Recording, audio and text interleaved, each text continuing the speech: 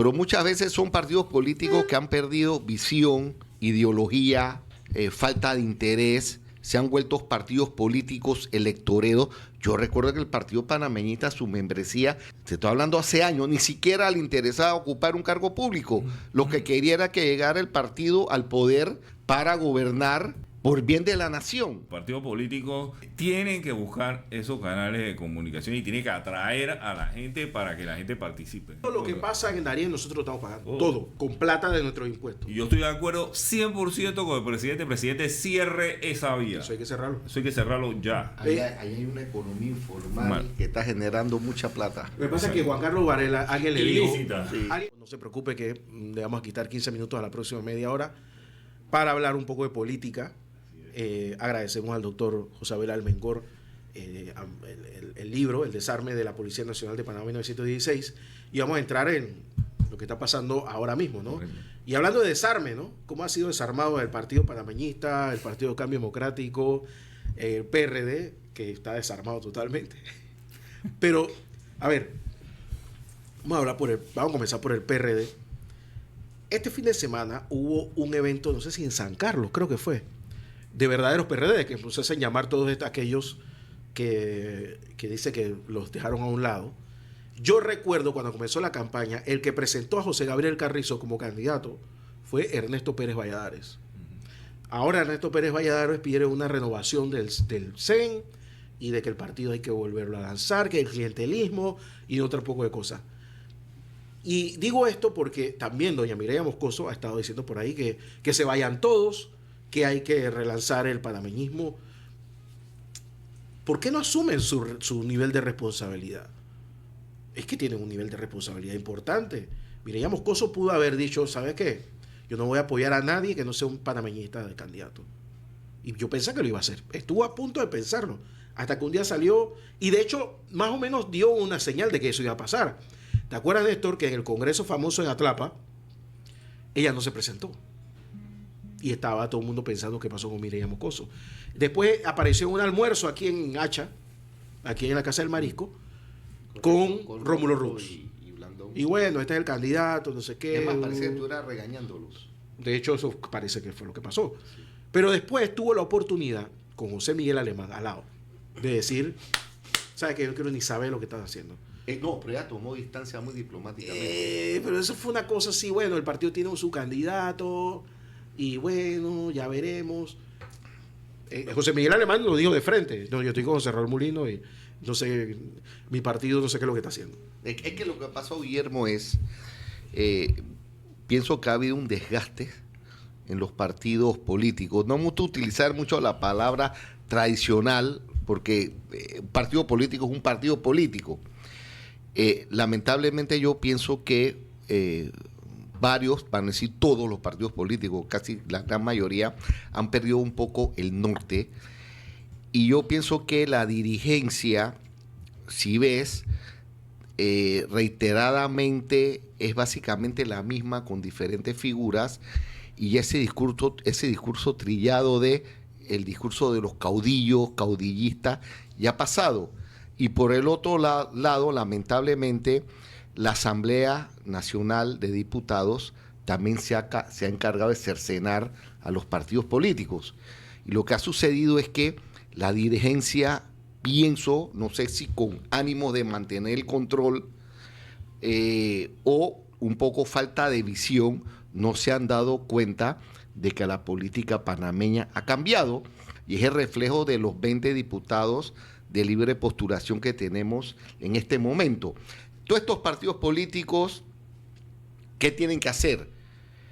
Mostrar un atractivo a fin de que los jóvenes se sientan motivados para ingresar a las filas de estos partidos políticos. Pero muchas veces son partidos políticos que han perdido visión, ideología, falta de interés, se han vuelto partidos políticos electoreros.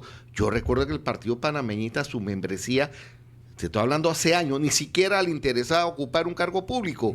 Lo que quería era que llegara el partido al poder para gobernar por bien de la nación. Pero aquí no, aquí lo que se han vuelto todos partidos políticos son electoreros, yo quiero que gane el partido para que me nombren, y se ha perdido una visión y un propósito de los partidos políticos que tienen que ver cómo pueden recobrar ese nivel de confianza.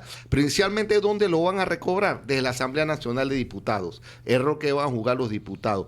Y segundo, la renovación de los cuadros, principalmente en el directorio nacional, que pareciera, desde mi óptica, desde yo veo el Partido Panameñista, aquí yo lo que veo es una pugna de ellos contra ellos mismos. Mira, desde aquí Quítate tú para poner desde ellos. aquí estoy viendo a Loani Gaitán, que es la secretaria de la Juventud del Partido Panameñista. Ella es de las pocos que salieron electos, ella salió de, creo que de Burunga, de representante en corregimiento. Pero, muy buena muchacha y muy... sí, pero no tiene la disciplina. Aquí me dejó esperando por una entrevista una vez. Y el tema, Burunga no es un corregimiento cualquiera, un corregimiento amplio, largo, con muchos problemas comunitarios. ¿A qué hora esa muchacha va a poder atender la dirigencia nacional del Partido Panameñista sin descuidar Ella está en la secretaria de la Juventud. de la juventud?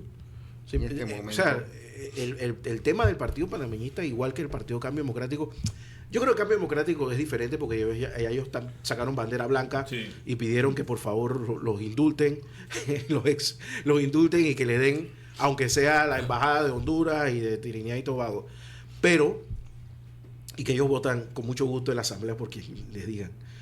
El Cambio Democrático se rindió sin asco. Es más, he llegado a pensar que el propio Rómulo Rux estaba detrás de los que salieron a pedir que se fueran. Porque tengo entendido que Rómulo Rux en pocos días va a decir que se va. Sí, que se va. Ya, o sea, ni siquiera va a pedir. Demora en la renovación de las estructuras Sí, del sí, partido sí, de hace no, rato. desastre. Y él tiró la toalla. Mira, Guillermo, aquí hay un tema importante que ha tocado Néstor. Todos los partidos tienen una base, la base de votantes. Y esa desconexión con la base de votantes ha traído las consecuencias de lo que hemos estado viendo. Hay que reconocer que Martín Torrijos desde un inicio se enfocó en esa base de votantes jóvenes. Tuviste mucho de lo que él hacía a nivel específicamente del manejo de sus redes, que se trataba de rodearse de jóvenes, trataba de hacer propuestas para jóvenes y trataba de decirle a los jóvenes que él no estaba tan desconectado con la realidad de esos jóvenes. Es decir, que no había esa muralla de tiempo, de décadas, que pudiese hacer imposible que él pudiera relacionarse con la necesidad de esos jóvenes. ¿Qué es lo que pasa? Nosotros todos los que somos padres, de alguna manera hemos aprendido que tenemos que ir viendo cuáles son las realidades y las necesidades de esos muchachos cuando van creciendo. Entonces, de alguna manera, el político también tiene, sin necesidad de que sea padre o nada de eso, ir viendo cuál es la realidad de ese muchacho mientras ese muchacho va creciendo, porque hoy en día esos muchachos son muchos los que van a estar en la asamblea gobernando. Son pelados que nacieron después del año 2000. Nosotros tenemos diputados de 22 años, 23 años, y nacieron después del año 2000. Esos son los pelados que van a gobernar y que han crecido en una realidad de que nacieron con un teléfono en la mano, de que nacieron con la computadora en la mano. Un mundo tecnológico, no analógico. Han crecido la mayoría de esos muchachos. Entonces su realidad, su visión no es la misma que la visión de una persona que se quedó en que tenía que dictarle a la secretaria, porque aquí hay gente que es así, aunque ustedes no lo crean, aquí hay abogados que son así, que ni siquiera maneja la computadora, tiene que dictarle a la secretaria, voy a hacer un escrito, se lo voy a dictar a la secretaria o se lo voy a escribir a mano para que la secretaria lo pase. Entonces, ese hombre que no ha logrado caminar, adaptarse a los tiempos, tiene una desconexión tan grande con ese votante que no le va a poder llegar jamás. Nunca le va a poder llegar porque no sabe cuáles son sus necesidades. Miren, cosas tan sencillas como los deportes. Los deportes están innovando día a día porque están apuntando a la base de fanáticos nuevos. Porque si no tiene base de fanáticos nuevos, entonces ¿cómo va a sustentarse una operación que es una operación costosa y que es una operación económica, que es un negocio? Entonces, finalmente, ¿cómo pueden estos partidos que son vistos como unas estructuras anacrónicas, enormes, inmensas, acceder a ese grupo de jóvenes. A veces yo veo declaraciones de Ernesto Pérez Valladares, que tú lo mencionaste, que es un hombre de más de 70 años, que 77 años. 77 años, que están más conectadas con la realidad, con un tipo de 40 años que yo me quedo sorprendido. ¿Por qué? Porque es un hombre que ha ido evolucionando con el tiempo, evolucionando con la tecnología, un tipo que está específicamente, no está viviendo en un mundo paralelo. Aquí había gente, y Néstor lo decía, que aquí había un candidato que vivía como en un mundo paralelo, ¿ah? Y entonces a mí a veces me invitaban a una emisora de AM y yo decía, y yo iba, siempre iba y hablaba, porque yo nunca he dejado de aprovechar una oportunidad de hablar. En Entonces política, todos los espacios comunicacionales hay que aprovechar. Bueno, entonces yo me iba allá y la gente me decía, pero oye, Josabel, esa emisora es una emisora como que ustedes están metidos ahí en un mundo paralelo y ustedes nada más están hablando entre ustedes. Pero entonces yo le decía, ustedes están equivocados porque en Chitré me están oyendo, de Chitré me llaman, te están oyendo. Entonces te están oyendo en Chitré, te están oyendo. Entonces, definitivamente, los canales de comunicación son importantes. Los partidos políticos tienen que buscar esos canales de comunicación y tienen que atraer a la gente para que la gente participe. Oye, dos cosas antes de seguir. Un saludo a la princesa Kate, que nos está escuchando. Dice la licenciada Katiuska Hull que a qué hora tiene que ir a buscar su libro, que ella quiere su libro. Dile que vamos a estar a las 9 de la mañana. Ya sabes, Katy. Debería el libro para llevarse. Un saludo. ¿Quién es la princesa Kate Middleton? Katiuska Hull. Ah, ok. ¿No has visto nunca a Katiuska Hull? Sí. Con el cabello largo. Kate Middleton. Kate Middleton. Okay. Igualita. Quítale los lentes de Kate Middleton. Bueno, la que Kate Middleton antes de Navidad, porque sí. sabemos qué ha pasado con ella. Nadie sabe la misma. Vamos a llegar para junio y todavía no la habíamos visto más. Esa cosa está rara. Bueno, pero lo que tú dices, Ernesto Pérez Valladares, retomando el tema. A ver, yo no es que quiero caer encima a Ernesto Pérez Valladares. Yo creo que hay una responsabilidad en todo esto. Evidentemente, y es que yo no sé, porque por ahí se dice, no, que los miembros del CEN engañaron, porque esa es la excusa perfecta. Engañaron al candidato, porque eso mismo pasó con Balbina Herrera. A Balbina ahora dicen que la engañaron y no. Tú asumiste bien tu responsabilidad y tienes que asumir tu derrota. Él sabía claramente en qué se estaba metiendo. Por supuesto que sabía. Ah, bueno, pero entonces, ¿por qué pones de director de campaña a tu cuñado? Que nunca militaba en el partido. ¿Qué esperabas que pasara? Normalmente tú pones a alguien con mucha experiencia de jefe de campaña, a una persona que cuando levanta el teléfono y le suene al otro del otro lado, sabe que le van a contestar porque es un tipo pesado. Yo recuerdo que si hay dos personas antagónicas, eran Martín Torrijos y Héctor Alemán. Y Héctor Alemán siempre era el jefe de campaña de Martín Torrijos. ¿Por qué? Porque le llama Héctor Alemán, los miembros del PRD la contestaban de inmediato. Pero si te llama Julio Espiel, ¿quién es Julio Espiel? Para un PRD, ¿quién es Julio Espiel? Entonces, ahí es donde está el punto. Yo creo que todo estuvo mal y por alguna razón pensaban que la salida de Martinelli del torneo electoral les iba a entregar un escenario donde la podían pelear. Yo sí tengo de buena fuente que su consultor, el tal Jordi, había diseñado una campaña para tratar de llegar hasta el 20%, de manera que ahí pelearan ese escenario donde todos estuvieran parejos. El problema es que ese escenario nunca se dio. Aquí lo hablamos en octubre. Había un gran candidato, que era Martinelli, había un segundo candidato, que era Martín, y los demás atrás. Lo que pasa es que al final del camino, Lombana logró salirse del grupo. Él absorbía todo el descontento popular con el gobierno. Claro. Y Néstor siempre lo decía, es que se alimenta uno del otro. En la medida de que Mulino, de que el candidato de Martinelli creciera, le iba peor a Rómulo. Lo que necesitaba Rómulo era que cuando caía Martinelli, sacarle todo ese poder de votación y absorberlo. Pero esa semana que se dio el tema cuando entra Martinelli en la embajada de Nicaragua y se da como el propio Mulino se veía como perdido, ¿qué vamos a hacer? Fue una semana como de, bueno, fue como 10 días. Lombana aprovechó mucho lo de la mina. Bueno, Lombana sí lo aprovechó. Ahí hubo como una incertidumbre importante y yo recuerdo que este tipo, Rómulo Rux, se quedó sentado esperando a que la gente llegara donde él.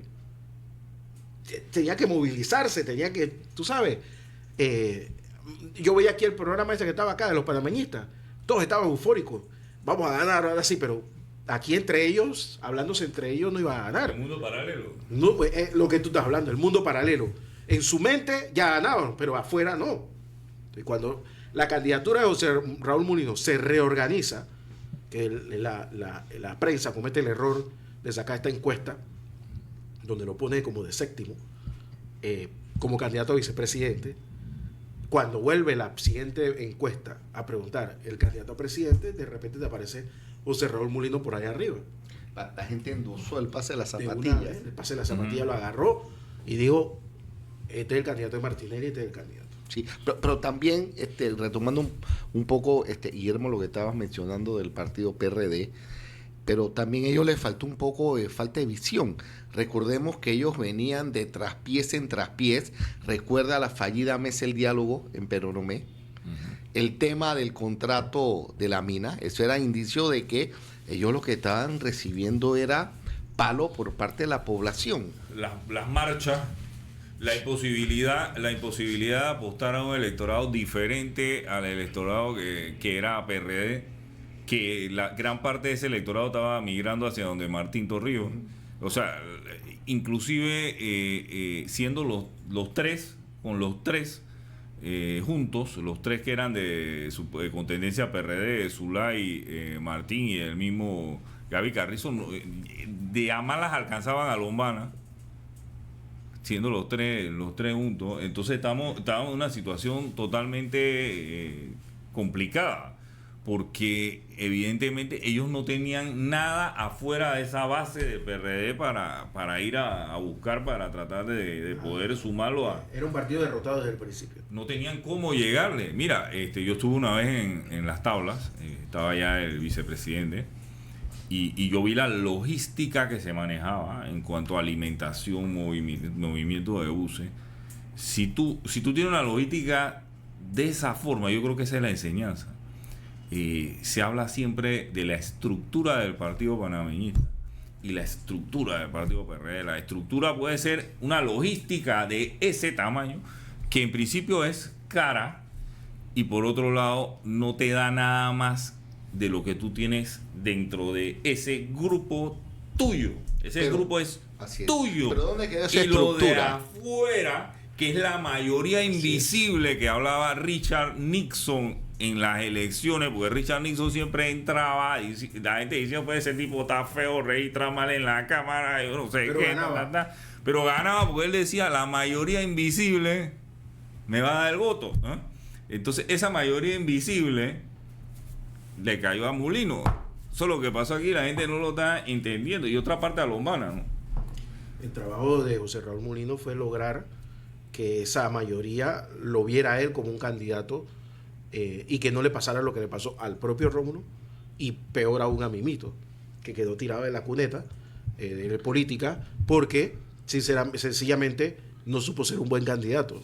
Lo que yo no entiendo todavía es, Guillermo, es cómo los asesores o los que rodean a Rómulo o el mismo Rómulo no pudo prever lo que iba a pasar. Yo le decía, oye, pero si yo camino, tú en la calle, yo pregunto, yo hablo con todo el mundo. Claro. Yo decía, pero yo no entiendo esto. Mira, A ver, díganme qué está pasando que yo no sé. Mira, era el presupuesto de la mafia en Medellín cuando estaba Pablo Escobar. Yo le voy a contar. Pablo Escobar, ¿a quién tenía? Los ascensoristas, Claro, los taxistas, sí. entonces le estaban diciendo, ven acá, en tal yo está le voy a pasando contar, esto, acá está pasando yo esto. sé y lo de otro. buena fuente que la campaña de Rómulo tenía gente muy de trending, gente muy influencers muy famosos influencers en estos medios, influencers fuera de los medios, que hacían el trabajo de tratar de vender noticias, ¿cómo se llama? Que se hacían en Twitter a cada rato encuestas que ponían a Rómulo II a cada rato, y eso fue caro. O sea, yo lo que tengo entendido es que se pagó mucho dinero. Entonces, cuando tú tienes ese grupo de gente de José Abel, no te va a decir que estás perdiendo. Te va a decir, estamos en la jugada. ¿Por qué? Porque, como le digan que estamos perdiendo, te cortan el presupuesto.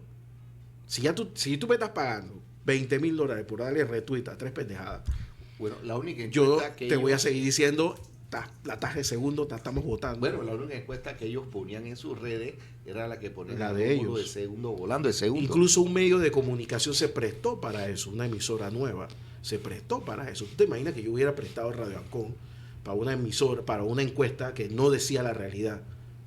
Que no decía la realidad, pero en grande. Ponía a Lombana de quinto hasta el último día.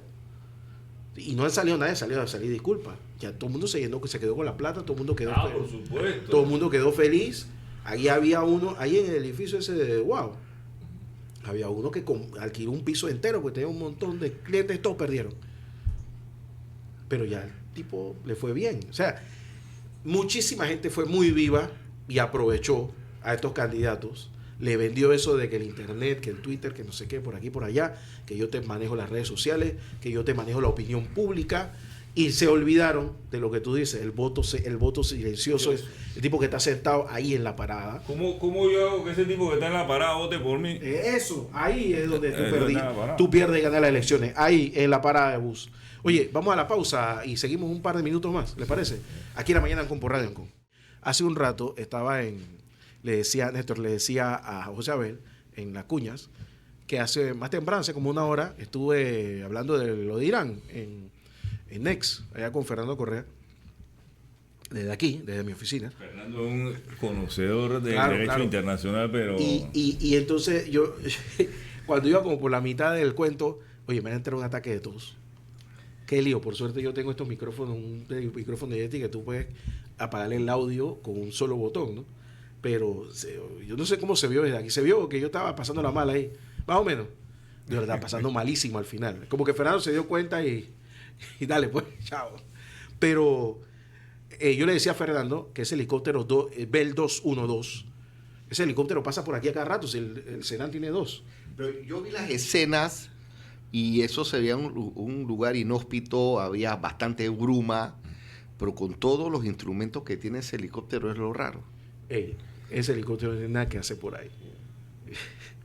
Ahí todos sabemos qué pasó, pero no lo voy a decir en voz alta porque no voy a estar metiendo en un problema. Pero Irán decidió que fue un accidente y se acabó. Enterremos al man, busquemos a otro. Ya. ¿Por qué? Porque no quieres otro Sarajevo desde Irán. Ya la humanidad ha medio aprendido que hay un momento en que tú puedes tensar la cuerda, pero hay un momento en que tienes que soltarla. Y yo creo que en Irán ya se dieron cuenta de que no puedes seguir tensando la cuerda porque es que la cosa cambió. El tipo Turquía- era línea dura. Turquía y el ejército, Turquía más que el ejército de Estados Unidos, tiene rayo láser en su ejército. O sea, Turquía te puede tumbar un avión con un rayo láser y no lo ves. ¿Tú sabías eso? Turquía tiene esa tecnología. El propio Irán le tiró a Israel los 7 misiles que cayeron en la base de Israel, porque las otras fueron neutralizadas por Estados Unidos y toda la coalición que se puso ahí a evitarlo, con cohetes hipersónicos. Irán que no puede mantener un avión Bell 212, tiene cohetes hipersónicos. O sea, ¿quién le vende los drones que usan en Ucrania a los rusos? Irán. Entonces, tú te das cuenta de que ¿qué hace el presidente de tu país en un helicóptero de 50 años que es un helicóptero norteamericano y que le da mantenimiento a Israel? Aquí el Senan, el Senan tiene como 4 Bell.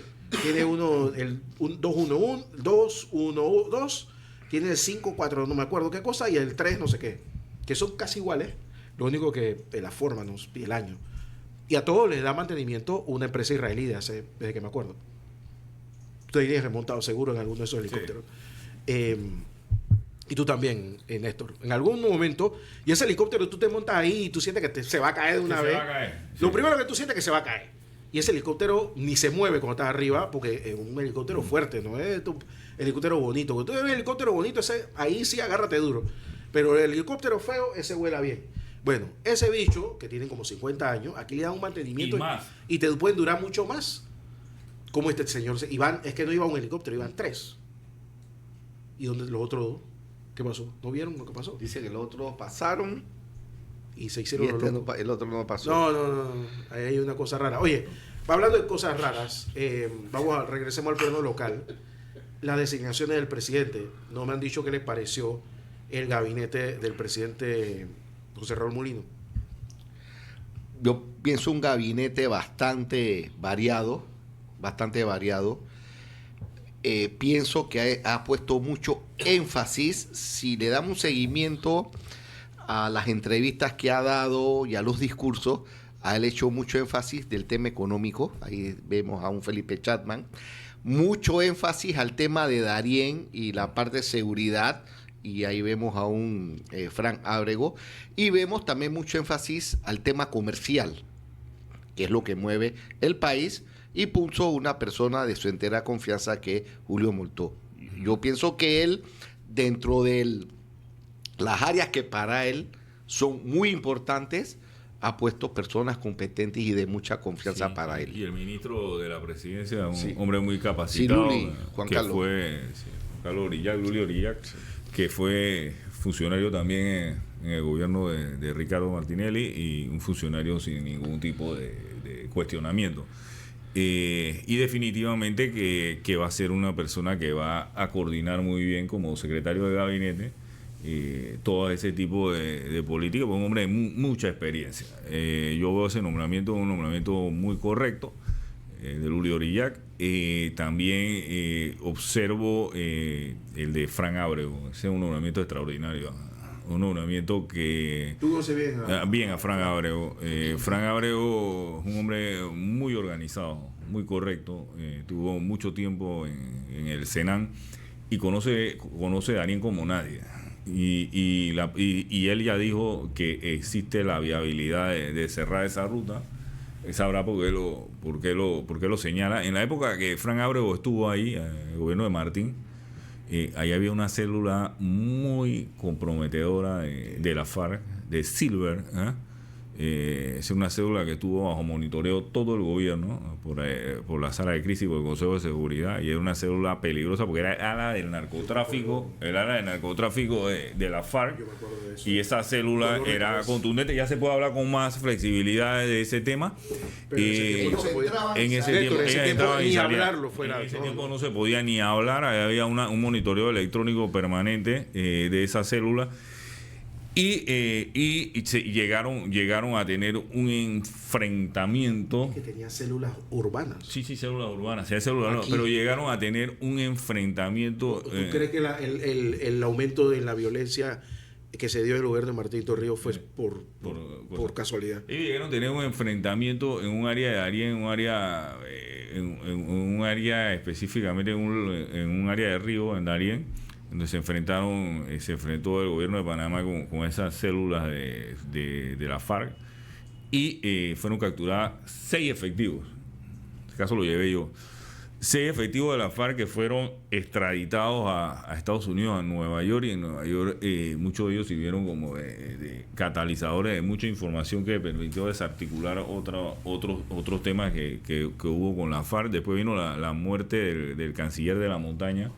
Específicamente se decía que en territorio ecuatoriano, tú recuerdas toda esa historia, y el tema del canciller de la montaña fue lo que exponenció la figura de Santos, hay que decirlo, exponenció la figura de Santos, la muerte del canciller de la montaña, porque el canciller de la montaña tenía se le procedió a incautar una serie de equipos donde había gran información Pero, José, nada más para un poquito conocimiento general, esta célula, ellos tenían su base en Darién, o ellos entraban a Darién huyéndole al ejército colombiano, Estaba o ellos en Darién. o sea, ellos, su base era Darién. Llegaron a tener Era un grupo. presencia, un grupo de operativos. Era un grupo operativo completamente de un lado y tenían los paramilitares más abajo, pero eso sí, iban y venían.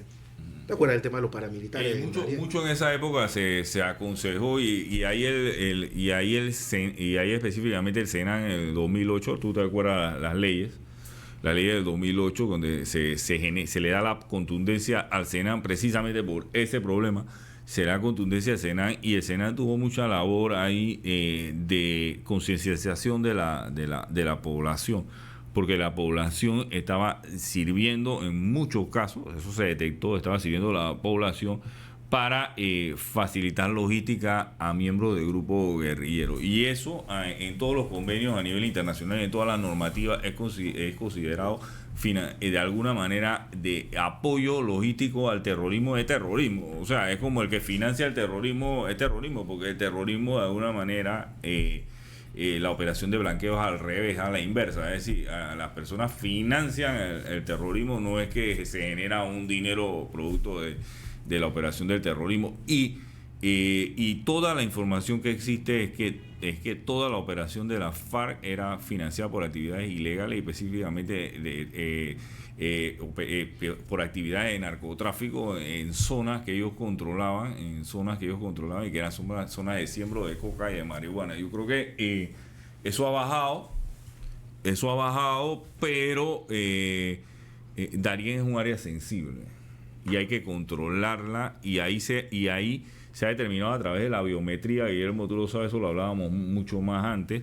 Se ha determinado que ahí se detectó toda clase de miembros de organizaciones criminales que por A o B motivo iban colados entre la gente que iba pasando. Todavía pasa. Hay que investigar muchas cosas. Aquí se ha mantenido como un secreto la muerte que se dio en los famosos transportes estos que iban con personas para el área de Costa Rica y Centroamérica.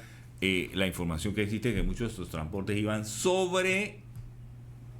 O sea, había mucho más allá personas de que las que permitía el transporte. Y eso es un tema que cuando lo toquen va a salir fuego. Desde la inteligencia europea, de hecho yo aquí hablé con un experto, lo entrevisté y pasó desapercibido, nos hablaba de que tenía informes del propio Senafront, sabrá Dios cómo esos informes terminan por allá, de hasta un 26%, en ese momento, eso fue el año pasado, hasta un 26% del 100% de los que están pasando, que eran gente que o tenía temas de componentes de terrorismo, de narcotráfico o de otros delitos importantes, pero el tema de componentes de posibles células terroristas estaba ahí, que están pasando y pues se camuflajean entre la gente. Y otra cosa que ha estado pasando últimamente es que llegan a Necoclí con lleno de bolsas y el Senan los recibe, el Senafront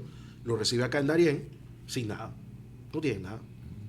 ¿De dónde quedaron las bolsas? No, que un tipo me la quitaron. Puede ser que sí, puede ser que no. ¿Qué iban esas bolsas? Entonces hay un tema ahí bien importante. Mira, esa migración descontrolada que ya se dio para la fiebre de oro de California y Panamá te genera de todo. Pero principalmente actividades de crimen. Actividades de crimen y, por otro lado, erogaciones al Estado grandísimas que ni Colombia ni la comunidad internacional las cubre en materia de albergue, en materia de todo. Todo lo que pasa en Darién nosotros lo estamos pagando. Todo.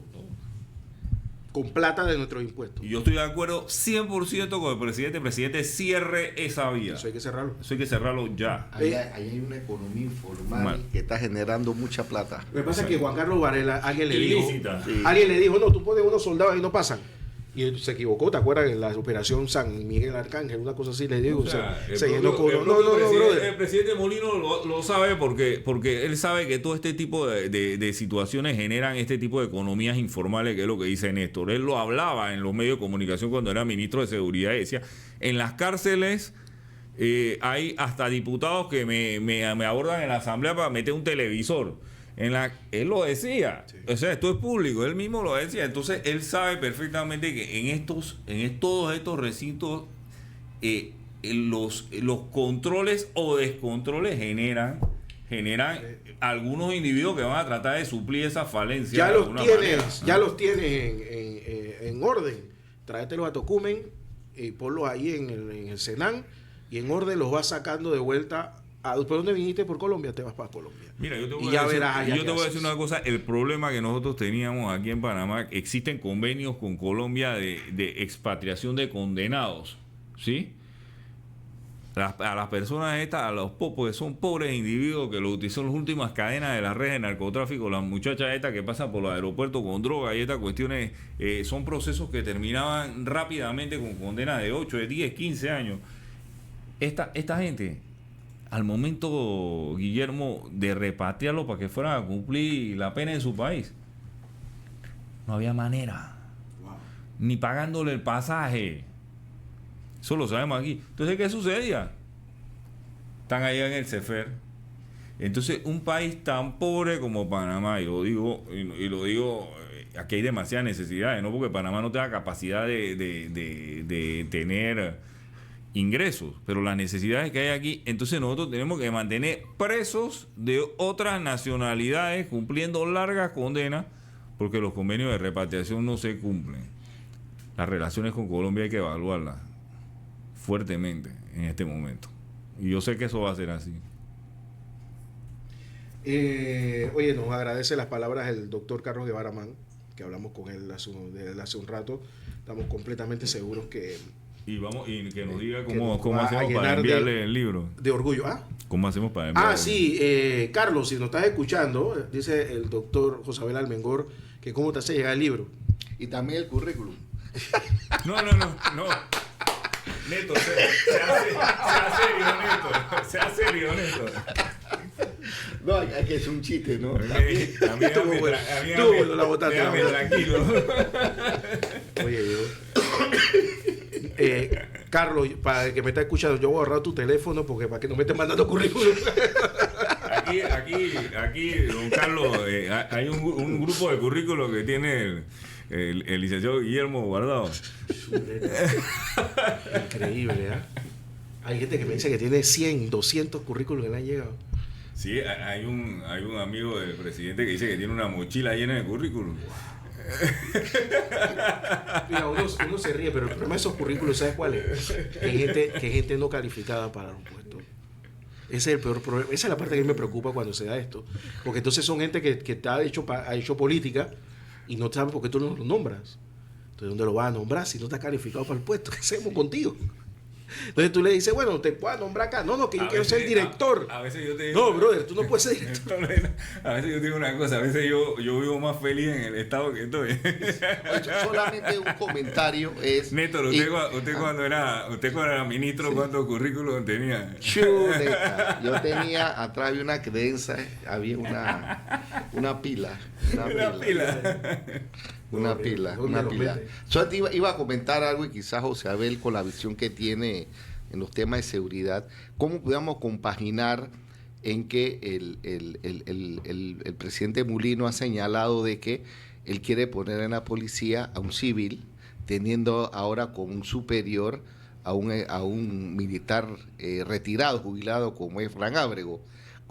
¿Cómo pudiera darse esa dualidad en un jefe de la policía si es que el presidente Mulino realmente cumple lo que ha comentado, que yo lo escuché, de que quiere poner un civil en la policía con un superior que sería un militar retirado? Esa pregunta es sumamente interesante porque yo siempre he compartido la posición de que en la policía debe haber un civil. Yo comparto esa posición porque las luchas que se dieron a nivel específicamente de la época de la invasión, las luchas de Ricardo Arias Calderón porque no se volviera a militarizar estos cuerpos policiales fueron grandes, y el temor que existía en ese momento hacia los militares y mantener ese tipo de funcionarios al mando de la policía. El primer ensayo fue Jaime Ruiz, el Caibil, aproximadamente en el año 2008. Fue un ensayo positivo. Han habido algunos que no lo han sido tanto. No debemos perder de vista algo. El miembro de la Fuerza de Defensa no es en nada igual al miembro de la Policía Nacional. el miembro de la Fuerza de Defensa era 100% castrense, específicamente de estas academias militares castrenses fuera de Panamá. Hoy en día nosotros tenemos la ACAPOL y otra serie de academias militares dentro de Panamá, cuya viene mucha gente a estudiar, inclusive de Centroamérica, Panamá, de Brasil, de República Dominicana. La enseñanza es castrense, pero tiene un norte bastante hacia el manejo civil específicamente y de garantía del ciudadano y de respeto del ciudadano, lo que tiene que hacer con las operaciones que implican de alguna manera la actividad probatoria que está, ya sea, vamos a decirlo, en las casas vehículos, en la misma requisa de la persona, etcétera. Eso ellos lo han influenciado bastante y lo han manejado bastante. Yo quisiera manifestar que si la figura de Fran Ábrego es por donde va la pregunta, Fran Ábrego es un militar retirado, pero que también tiene estudios, vamos a decirlo de esa manera, estudios en profesiones que no son de carácter castrense, es decir, alguien que ya muchos de los policías actualmente son abogados. Gran cantidad de ellos han estudiado Derecho, licenciatura en Criminología. Otra cuestión, no es el policía, vamos a decirlo así, a rajatabla de una academia militar. Es un policía un poco más, no utilicemos solamente la palabra policía, un policía, un oficial un poco más light, no tan castrense. En ese norte yo pienso que la mancuerna pudiese funcionar de un civil y un civil en la policía y un militar retirado específicamente en el Ministerio de Seguridad. Había que evaluarlo con el tiempo. El jefe de la policía es el presidente de la República. Y lo que no puede suceder, que ha sucedido en ocasiones, eso tú lo sabes, Guillermo, es que la policía se resista a seguir órdenes de un civil.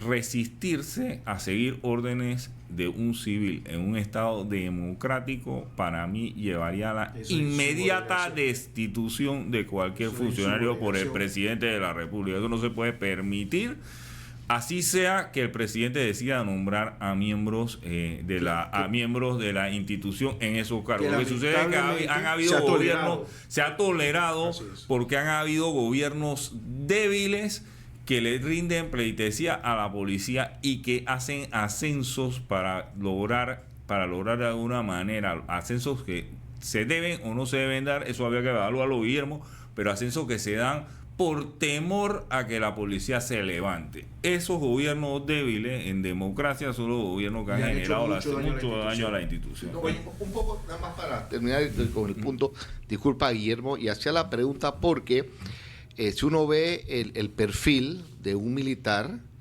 es muy diferente al perfil de un civil.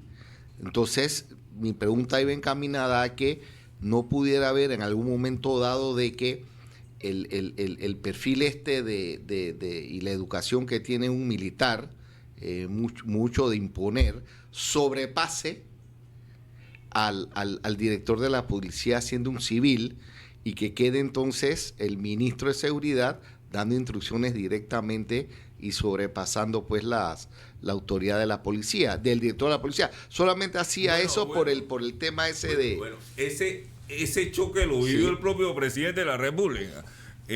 Cuando renunció de manera irrevocable y después fue revocable. Ese mismo choque que él sentía, que él daba una instrucción y la persona que estaba ahí no la cumplía. Lo que no puede darse, y eso se debe decirse, una cosa es la cadena de mando policial en la institución, el cabo responde al sargento, el sargento responde al mayor, etcétera. Eso es una cosa, y una cosa es traspolar esa cadena de mando, que esa es una cadena de mando operacional, traspolarla a decir, bueno, como el mayor me dio esta instrucción, yo no puedo seguir una instrucción del director de la policía porque es un civil o del ministro de Seguridad. Todo el estamento policial panameño está al mando de los civiles. Eso tiene que entenderlo. Y la cadena de mando interna es una cadena es operativa. Otra cosa, es una operativa, es otra cosa.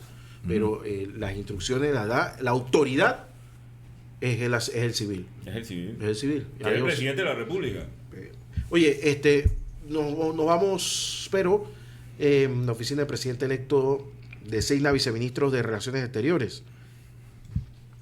Se trata de Carlos Ruiz Hernández como viceministro de Política Exterior y Carlos Guevara Mann como viceministro de Asuntos Multilaterales y de Cooperación. Ruiz Hernández cuenta con una amplia experiencia en Derecho Internacional, Políticas Públicas y Globales y gestión de proyectos estratégicos. Posee una maestría en Economía y Políticas Públicas de la Universidad de Chicago, una maestría en Políticas Públicas Internacionales y Política Exterior estadounidense de la Universidad Johns Hopkins de Washington, D.C., máster en Derecho Energético y Ambiental y un máster en Almirantazgo y Derecho Marítimo de la Universidad de Tulane, New Orleans, y una licenciatura en Derecho y Ciencias Políticas de la Universidad Católica Santa María la Antigua. Perdón. Actualmente, Ruiz Hernández se desempeñaba como coordinador senior del Grupo de Arbitraje Internacional de las Américas de Allen & Overy. Se ha desempeñado como embajador, representante permanente adjunto y encargado de negocios en las Naciones Unidas, misión permanente de la República de Panamá. Se ha desempeñado como asesor de políticas para las Américas en The New York Bar Association en New York, New York. En tanto, Guevara Mann, designado como viceministro de Asuntos Multilaterales y Cooperación, cuenta con un PhD en Gobierno y Relaciones Internacionales por la Universidad de Notre Dame. Es profesor en Florida State University, Panamá, en donde dirige la maestría de Asuntos Internacionales. Guevara Mann también ha impartido clases en la Universidad de Nevada, Reno y la Universidad del Norte en Colombia. Es columnista y comentarista político en medios panameños y consultor de las Naciones Unidas. Guevara Mann también fue elegido presidente de la Sociedad Bolivariana de Panamá en diciembre del 2021 y reelegido en julio del 2023. ¿Qué les parece? Entonces está de viceministro de temas de cooperación y demás, el doctor Guevara, y Araúz es lo que es el vicecanciller. Martínez Ruiz, perdón, es el vicecanciller. Así es. Ok. No, los dos son vicepresidentes. Sí, es que hay dos. Uno se le conoce como vicecanciller propiamente dicho, y el otro es vicecanciller de cooperación. No nos manden hojas de vida, eso es todo lo que les voy a decir. Nos vamos, doctor Rosabel Almengor. Muchas gracias. Muchas gracias, Excelente Néstor programa. González. Saludos. Vamos a la pausa y regresamos aquí en la mañana en Compo Radio Anco.